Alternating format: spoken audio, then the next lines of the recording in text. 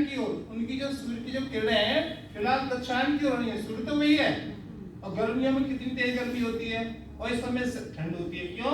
इस समय हमारी पृथ्वी पर जो सूर्य की किरणें तिरछी हो रही हैं और इस राह से बताते हैं इससे में प्रवेश करता है और सूर्य की किरणें धीरे धीरे उत्तरायण की ओर आना शुरू और धीरे धीरे दिन में फिर गर्मी में आना प्रारंभ हो जाता है।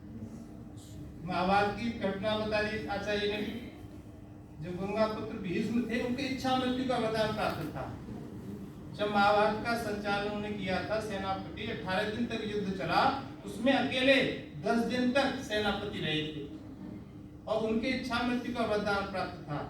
उनकी इच्छा ये थी अगर मेरी मृत्यु हो तो जब सूर्य उत्तरायण हो, जब मेरी मृत्यु होनी चाहिए। राजा सगर की भी कहानी आचार्य ने बताई थी।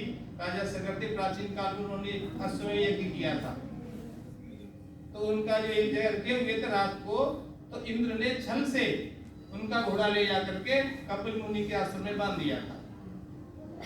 जब ढूंढते राजा सगर के पहुंचे तो कपिल मुनि ने सांप से उनको भस्म कर दिया था।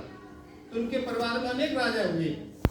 ये युक्ति की बताई कि कैसे कर सकते हैं कि किसी प्रकार से गंगा नदी पृथ्वी पर आ जाए तो उनके जल से इनका उद्धार हो सकता है।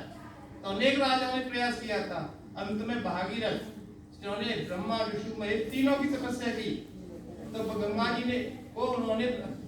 ने उनको कमंडल से छोड़ा, शंकर भगवान की जटाओं में और विष्णु भगवान के चरणों में सोकर के पृथ्वी पर आए और उससे फिर धीरे धीरे उनके जो पुत्र थे वो जीवित हुए और जाकर के सागर को मिल गई। तो ये कहानी है मकर संक्रांति की। इस अवसर पर तिल गुड़ का प्रसाद खाते हैं और समाज में समरसता का भाव उत्पन्न करने के लिए खिचड़ी का सहयोग कार्यक्रम भी होता है।